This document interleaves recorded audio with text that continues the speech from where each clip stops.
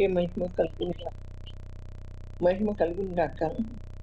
మన ప్రభును రక్షకులను అయిన యేసు ప్రభు యొక్క శ్రేష్టమైన, ఉన్నతమైన, బలమైన, శక్తివంతమైన నామంలో కూడి వచ్చిన మీ అందరికీ కూడా పేరు పేరు వరుసన వందనాలు చెల్లిస్తున్నాను. అయితే నా ప్రియమైనటువంటి వాళ్ళ ఆయన సన్నిధి ఎల్లప్పుడూ మనతో ఉండాలి అంటే మనకు కుదిరినప్పుడు కాదు, లేకపోతే మనం ఏదో అనుకున్నప్పుడు కాదు. ప్రతిదినము, ప్రతి నిమిషము, ప్రతి సెకండు కూడా ఆయన సన్నిధి మనతో ఉండాలి అంటే ఆయన్ని ఆశ్రయించాలి. ఆయన్ని ఆశ్రయించాలి అంటే ఆయన సన్నిధికి మనం రావాలి. ఆయన సన్నిధికి మనం వచ్చినప్పుడు, ఆయనకి సమీపంగా మనం వచ్చినప్పుడు ఆయన మన హృదయాలను చూస్తాడు, మన యొక్క జీవితాన్ని చూస్తాడు. ఆయన మన కొరకు దిగొచ్చాడు కనుక మన జీవితాలను చూసి ఏది కొదువుగా ఉంది, ఏది కొరతగా ఉంది, మనలో ఆయనకు అయిష్టమైనటువంటిది ఏముందో అయిష్టమైనటువంటి ప్రతి దాన్ని కూడా తీసివేస్తూ మనల్ని కడిగి పరిశుద్ధపరుస్తూ పవిత్రపరుస్తూ ప్రియమైనటువంటి వాళ్ళ ముందుకు తీసుకువెళ్ళగలిగిన శక్తివంతుడైన దేవుడు ఆయన ఒక్కడు మాత్రమే. మనం దేన్ని ఆశ్రయించినా, దేని కొరకు పరిగెత్తాలి అంటే ఎల్లప్పుడూ ఈ లోక వ్యాపారాల కోసమే పరిగెత్తొద్దు, జీవనోపాధి కోసం పరిగెత్తుతున్నాం. అయితే ఆ పరిగెత్తేటువంటి సమయంలో యేసు ప్రభు చూస్తున్నాడు మనల్ని. ఎంత సమయాన్ని నాకు ఇస్తున్నారు వీళ్ళు, నేను అన్నీ ఇచ్చాను కదా, ఈ భూమి మీద వారికి అన్నీ ఇచ్చాను కదా, నా కొరకు వీళ్ళు ఎంత సమయాన్ని హెచ్చిస్తున్నారు. ఆయన ఆశీర్వాదాల కోసం ఆయన సన్నిధికి వస్తున్నాం, కానీ ఆయన కోరుకోవట్లే. మనం యేసయ్యని కోరుకున్నటువంటి వారమైతే, యేసయ్య మన హృదయంలోకి వస్తే, యేసయ్య మనతో ఉంటే, ఆయన సన్నిధి మనకు తోడుగా వస్తే మనకు అపజయం అంటూ ఉండదు. ఒకవేళ అపజయం సంభవించినప్పటికీ కూడా మరి ఏం చేస్తాడు దేవుడు? దాన్ని జయించేటువంటి శక్తి మనకి ఇస్తాడు. ఆయన మన ముందు నడుస్తూ ఆ అపజయాన్ని జయించేటువంటి శక్తి మనకిచ్చి మనల్ని చేపట్టుకుని నడిపిస్తాడు. మనం ఆయన చేపట్టుకుంటే విడిచిపెట్టి పాతాల పంచుల్లో లోతుల్లో పడిపోతామని మన చేపట్టుకుని నడిపించేటువంటి శక్తివంతుడైన దేవుడు, సమర్థవంతుడైనటువంటి దేవుడుగా ఉన్నాడు. అవునా నా ప్రియమైనటువంటి వాళ్ళరా, ఈ దినాలు చెడ్డవిగా ఉన్నాయి. బహు భయంకరమైనటువంటి పరిస్థితులు ఉన్నాయి. మన చుట్టూ ఎంతటి భయంకరమైన పరిస్థితులు ఉన్నాయో చూస్తున్నాం, వింటున్నాం. అయినప్పటికీ కూడా దేవుని సన్నిధికి త్వరపడి రాలేకపోతున్నాం. దేవుని సన్నిధిలో వేకువజామున లేచి 3 గంటల నుంచి 5 గంటల లోపు ఒక్క అరగంట ప్రార్థన చేసి దేవుని సన్నిధిని వెతికినట్టయితే దేవుడు నీతో నాతో మాట్లాడతాడు. వ్యక్తిగతంగా మనం ఆయన కలుసుకోవచ్చు. ఆయన ముఖ దర్శనాన్ని మనం చేయొచ్చు. కనుక ఆయన వెతకాలి, వేకువనే లేచి వెతకాలి. అయితే వేకువనే లేచి వెతికినట్లయితే ఆయన మనల్ని వెతుకుతూ వచ్చాడు. మనం వేకువనే లేచి ఆయన్ని వెతికితే ఆయన మన కొరకు ఎంత తను త్యాగం చేశాడు, ఆయన త్యాగం యొక్క విలువను మనం గుర్తించినటువంటి వారమైతే ఆయన కొరకు మన నిద్రను త్యాగం చేయలేమా? మన సమయాన్ని త్యాగం చేయలేమా? అలాగే మరి ఆ రీతిగా మన నిద్రను, మన సమయాన్ని మనం త్యాగం చేయగలిగిన వారంగా ఉంటాం. అయితే నా ప్రియమైనటువంటి వాళ్ళన 51వ కీర్తన 18వ వచనంలో, నీ కటాక్షం చొప్పున సియోనుకు మేలు చేయము, యెరూషలేము యొక్క గోడలను కట్టించుము. అవును, ఆ నూతన యెరూషలేము యొక్క ప్రాకారాలు ఎలా ఉన్నాయంటే సూర్యకాంతపు రాయితో కట్టబడి ఉన్నాయంట. ఆ ప్రాకారం మందం ఎలా ఉంది? చాలా మందంగా ఉంది ఆ ప్రాకారం. అయితే నా ప్రియమైనటువంటి వలన ఇక్కడ మనం ఆత్మీయంగా మనం చూచినట్లయితే మనమే ఆ నూతన యెరూషలేము. మనమే సీయోను అను దేవుని పట్టణమై ఉన్నాము. మనమే ఆ నూతన యెరూషలేమై ఉన్నాము. అలాగే మనమే ఆ ను దేవుని యొక్క పట్టణమై ఉన్నాం. ఆ నూతన యెరూషలేము పట్టణమై ఉన్నాం. కనుక ఆ నూతన యెరూషలేము యొక్క ప్రాకారాలకు అనేక అర్థాలున్నాయి. మన మనస్సు చుట్టూ కూడా అన్ని వైపులా ఒక బలమైన ప్రాకారం ఉండాలనేది ఒక అర్థం. మన మనస్సు చుట్టూ బలమైనటువంటి ప్రాకారం ఉండాలి. మన మనస్సు చుట్టూ బలమైనటువంటి ప్రాకారం ఉండకపోతే మన మనస్సు ఏది చేయమంటే అది చేస్తాం. ఎక్కడికి పరిగెత్తమంటే అక్కడికి పరిగెత్తుతాం. ఏది చూడమంటే అది చూస్తాం. అంటే చూడకూడనిది చూడమన్నా చూస్తాము. చేయకూడనిది చేయమన్నా మన మనస్సు చేస్తాము.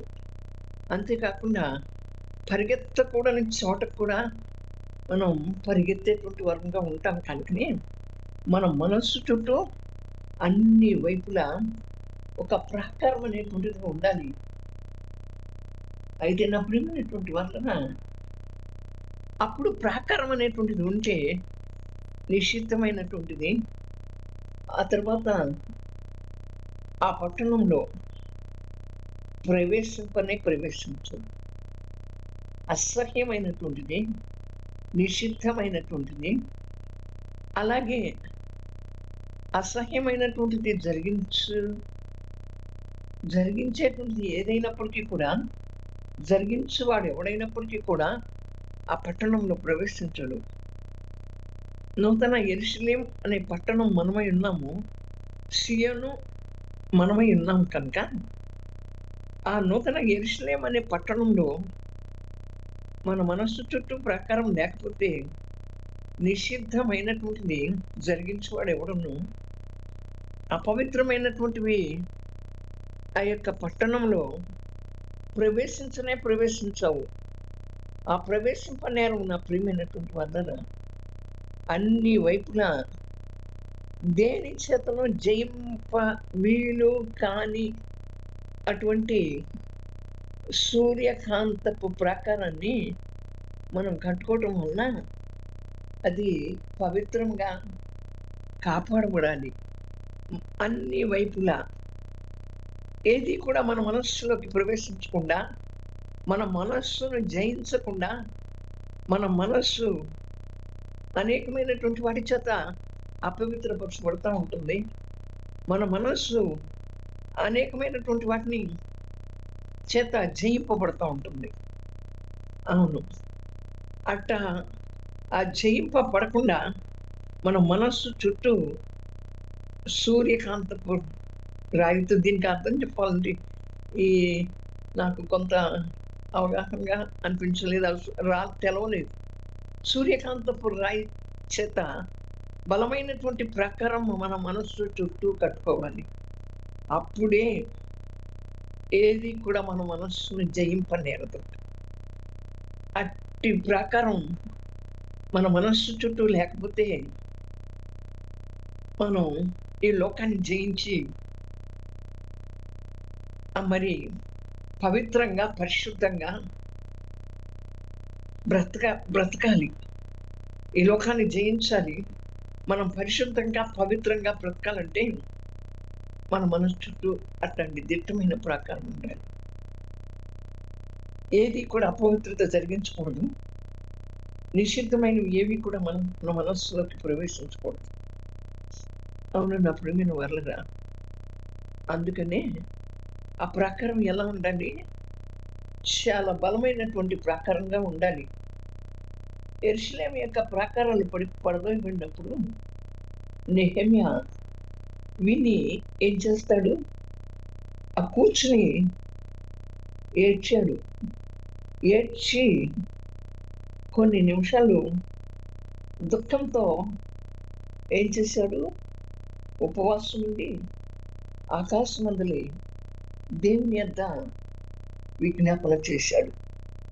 యెరూషలేము యొక్క ప్రాకారాలు అదే పడగొట్టబడ్డాయని విని నెహెమ్యా గ్రంథం 1:3-4 దేవుని సహాయం వలన అతడు యెరూషలేము యొక్క ప్రాకారాలను తిరిగి కట్టి దాని యొక్క బీటలన్నిటినీ బాగు చేశాను. ఎప్పుడైతే మన మనస్సు పాడైపోతుందో, మన మనస్సు చుట్టూ ఉన్న ప్రాకారాలు పడిపోతున్నాయో మనకు అర్థమవుతూనే ఉంటుంది.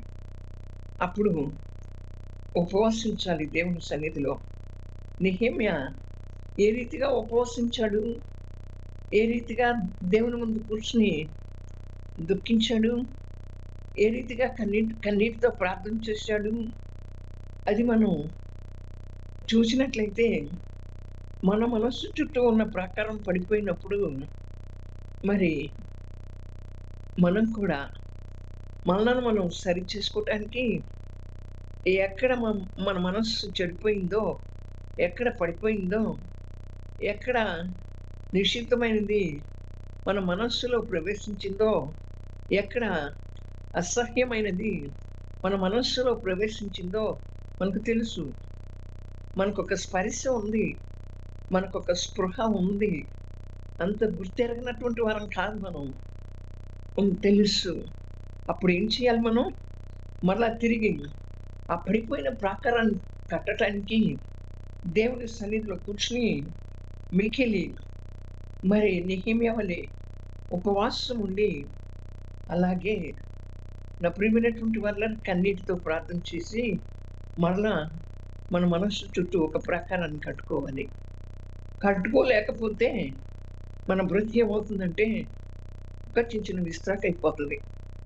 మనం కట్టుకోగలిగితేనే, అవును, దేవుడు మనుషులు క్షమించరు కానీ దేవుడు క్షమిస్తాడు. దేవుడు క్షమిస్తాడు. ఆ క్షమించేటువంటి దేవుని ఎదుట మనం తప్పులు చేసినప్పుడు, మనం పడిపోయినప్పుడు, మనం పరిశుద్ధతతో లేనప్పుడు, మన ప్రవర్తన, మన నడక సరిగ్గా లేనప్పుడు మనుషులు క్షమించరు. నువ్వు ఇంత భక్తి చేస్తున్నావు కదా, నువ్వు ఇంత ప్రార్థన చేస్తున్నావు కదా, నువ్వెందుకు ఇలా ఉన్నావు, నీ ప్రవర్తన ఎలా ఉంది, ఎందుకు అని మనుషులు మాట్లాడతారు. కానీ మనం ఎవరి ముందు? దేవుడైతే మన ప్రతి బలహీనతను కూడా క్షమించే దేవుడు. ప్రభువా, నేను ఇక్కడ తప్పిపోయాను, నేను ఇక్కడ పడిపోయాను ప్రభువా, నా మనస్సులోకి నిషిద్ధమైనది ప్రవేశించింది ప్రభువా, అపవిత్రమైనటువంటిది ప్రవేశించింది ప్రభువా, కనుక నా ప్రాకారాన్ని కట్టయ్యా, నన్ను మరలా లేపయ్యా అని చెప్పి మనం పశ్చాత్తాపంతో కన్నీటితో దేవుని సన్నిధిలో ప్రార్థన చేసినప్పుడు అక్కడ యెరూషలేము యొక్క ప్రాకారాలు ఎలా కట్టబడ్డాయో మన మనస్సు యొక్క ప్రాకారాలు కూడా కట్టబడతాయి. నా ప్రియమైనటువంటి వాళ్ళరా, అయితే అక్కడ చూస్తే మరి మనం ఎప్పుడైతే అట్లా ఒక నిర్ణయాన్ని తీసుకుంటామో, ఒక ప్రతిష్టను చేసుకుంటామో, శత్రువు కూడా గమనిస్తూ ఉంటాడు మనల్ని. ఇక నా మనసులో ఉన్నది శాంతం, నేను కడుక్కుంటున్నాను ప్రభువా, పరిశుద్ధపరుచుకుంటున్నాను, పవిత్రపరుచుకుంటున్నాను, మరి నా మనసులోకి ఏది కూడా రానియద్దు ప్రభువా, నా మనసు చుట్టూ ఒక ప్రాకారాన్ని కట్టుకుంటున్నాను అని ఎప్పుడైతే మనం ఒక ప్రతిష్ట చేసుకుంటామో అపవాది కూడా చూస్తూ ఉంటాడు. నెహెమ్యా గ్రంథం 4:7-8 సన్బల్లటును, టోబీయులను, తర్వాత అరబీయులను, అమ్మోనీయులను, అష్టారీయులను యెరూషలేము యొక్క గోడలు యెరూషలేము యొక్క గోడలు కట్టబడినవని బీటలన్నీ కూడా కప్పబడినవి వినినప్పుడు వారు మిక్కిలి కోపపడి యెరూషలేము మీదకి యుద్ధమునకు వచ్చి వారు అంటే పనిని ఆటంకపరచాలని వారందరూ చుట్టుముట్టి మమ్మను కలవరపరిచి. చూడండి ఇక్కడ ఎప్పుడైతే మనం మనం మనం ఆ రీతిగా యెరూషలేము యొక్క గోడలు కట్టబడినట్లుగా మన యొక్క హృదయపు ప్రాకారాలను కట్టుకోవాలని అనుకుంటామో, ఆ పనిని ఆటంకపరచాలని చెప్పి మనం చేస్తున్నటువంటి దాన్ని, మనం తీసుకున్నటువంటి నిర్ణయాన్ని ఆటంకపరచాలని శత్రువులు మన మీదకొస్తారు. అక్కడ మరి ఏ రీతిగా వచ్చారో మరి మనం చూశాం కదా! అయితే మన మనస్సు యొక్క ప్రాకారపు బీటలన్నిటిని కూడా మూసివేసి, చుట్టూ ఉన్నటువంటి గోడలను బాగు చేసుకున్నట్లయితే అపవాదికి ఎంత కోపమొస్తదో! అపవాదికి చాలా కోపమొస్తది. ఎందుకు? దేవునిలో మనం ఎదిగిపోతామని. దేవునిలో మనం బాగా పవిత్రంగా, పరిశుద్ధంగా బ్రతుకుతామని చెప్పి అపవాది చాలా కోపం తెచ్చుకుంటాడు. మనం కట్టుతున్నటువంటి గోడలు ఏంటి అంటే, ఏమి సంభవించినప్పటికీ మన మనస్సు, మన తలంపులు, మన ఊహలు మొదలైనటువంటి వాటిని ఏ విధం చేతనైనా అపవిత్రపరచుకొనకూడదు. అపవిత్రపరచు ఏది సంభవించినప్పటికీ కూడా మన తలంపులను కానీ, మన ఊహలను కానీ, మన యొక్క ఉద్దేశాలను కానీ ఏటిని కూడా ఏ విధం చేతనైనా అపవిత్రపరచుకొనకూడదు. అవును నా ప్రియమైన వాళ్ళరా, ఒక బద్దలు చేయబడిన ప్రతిష్టను మనం దేవుని ఎదుట చేయుట, ఒకవేళ మన మనస్సును క్రీస్తు యొక్క మనస్సు వలె సంపూర్ణ పవిత్రతతో ఉంచుకునే ఎడల మనకు విరోధంగా అపవాది వేసేటువంటి పథకాలన్నింటినీ కూడా మనం సంపూర్ణంగా పడద్రోయుటకు శక్తివంతులంగా ఉండగలమని అపవాదికి తెలుస్తుంది. అర్థమైందా? మనం దేని చేత మన మనస్సును అపవిత్రపరచుకోకూడదు. మనం ఒక ప్రతిష్టన చేసుకున్నప్పుడు దేవుని ఎదుట మన మనస్సుని దేవుని యొక్క మనస్సు వలె సంపూర్ణ పవిత్రతతో ఉంచుకున్నప్పుడు మనకు విరోధంగా అపవాది వేసేటువంటి పథకాలన్నింటినీ మనం పడదోయటానికి, సంపూర్ణంగా పడదోయటానికి శక్తివంతులంగా ఉండగలుగుతామని అపవాదికి తెలుస్తుంది. కనుక మన మనస్సు చుట్టూరా ఉన్న ప్రాకారం ఏ విధంగా ఉంది, శత్రువులు కానీ, అడవి మృగాలు కానీ దానిని లాగి కింద పడేసి మన మనస్సులో ప్రవేశించి తద్వారా మన ఆలోచన పరిధిని అపవిత్రపరచగలిగినంత బలహీనంగా, పెళుసుగా ఉందా మన మనస్సు చుట్టూ ఉన్నటువంటి ప్రాకారం? నా ప్రియమైనటువంటి వాళ్ళగా ఆ ప్రాకారం బలమైనటువంటిదిగా ఉండాలి. యెరూషలేము చుట్టూ ఉన్నటువంటి ప్రాకారం మరి ఎంత బలమైనటువంటిదిగా ఉందో, ఆ యెరూషలేము పట్టణం మనమే కనుక, మరి ఆ యెరూషలేము పట్టణంలో నిషిద్ధమైనవి, అపవిత్రమైనవి ఏవి కూడా అవి ప్రవేశింపకూడదని మరి చెప్తూ ఉంటుండగా, అపవిత్రతను జరిగించేటువంటి వాడు కూడా అక్కడ ఉండకూడదు అని, ఆ రీతిగానే మన మనస్సులో కూడా నిషిద్ధమైనటువంటివి, అపవిత్రమైన జరిగించేటువంటి వాడు ఉండకూడదు. అలాగే మన మనస్సు చుట్టూ ఒక ప్రాకారాన్ని వేసుకుంటూ ఉన్నప్పుడు శత్రువు దాన్ని ఏ విధంగా పడద్రోయాలని చూస్తాడు.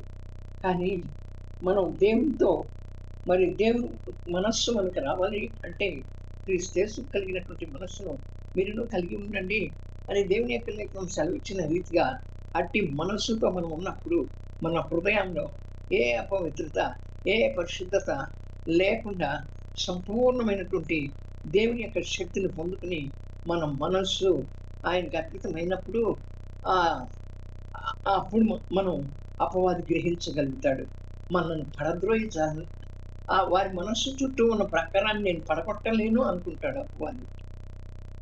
కానీ ఆ ప్రకారాలు బలహీనమైనప్పుడు శత్రువు ప్రవేశిస్తాడు. కనుక మన మనస్సు చుట్టూ ఉన్న ప్రకారం బలమైనటువంటిదిగా ఉండాలి.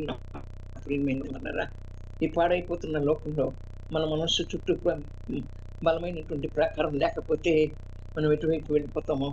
అవును, దేవుడు ఈ రకంగా నీతో నాతో మాట్లాడినందుకు దేవునికి ఏమి ఇచ్చి మనం రుణం తీర్చుకోలేం కనుక రక్షణ పాత్రను చేత పట్టుకొని కృతజ్ఞతాస్తుతులు చెల్లించుతూ మరి ప్రార్థన చేసుకున్నాం. మమ్మల్ని మిక్కిలి ఘనంగా ప్రేమిస్తున్న ప్రియపరులోక తండ్రి, మీకే స్తోత్రాలు. నీ యొక్క వాక్యం ద్వారా నాతో మాతో మాట్లాడారు. మా మనసు చుట్టూ బలమైన ప్రాకారం ఉండాలన్నారు కనుక ప్రభా, మా మనసు చుట్టూ ఒక బలమైన ప్రాకారాన్ని పెట్టుకున్నప్పుడు ఆయన నాతో నీ సంపూర్ణమైనటువంటి నీ శక్తిని పొందుకుని మేము ప్రాకారాన్ని కట్టుకున్నప్పుడు అపవాది ఏమీ చేయలేడు ప్రభా. మా ప్రాకారం బలహీనం అయిపోతే నాయన శత్రువు ప్రవేశిస్తాడు. మా మనసు చుట్టూ ఉన్న ప్రాకారం ఎప్పుడు కూడా బలహీనమైపోకూడదు, బలమైనదిగా ఉండాలి. నీ రాజ్యాన్ని కట్టేటువంటిదిగా ఉండాలి. అనేకుల నీతి మార్గంలో నడిపించేటువంటిదిగా మా మనస్సు ఉండాలి, మా ప్రాకారం ఉండాలి. కనుక వచ్చిన ప్రతిబిడని కూడా జ్ఞాపకం చేసుకుని మీరే ఘనత మహిమ ప్రభావాలు పొందుకోమని త్వరగా రానైన యేసు ప్రభు యొక్క శక్తి కలిగిన నామంలో ప్రార్థించుకుంది. ఆమేన్. ఆమేన్.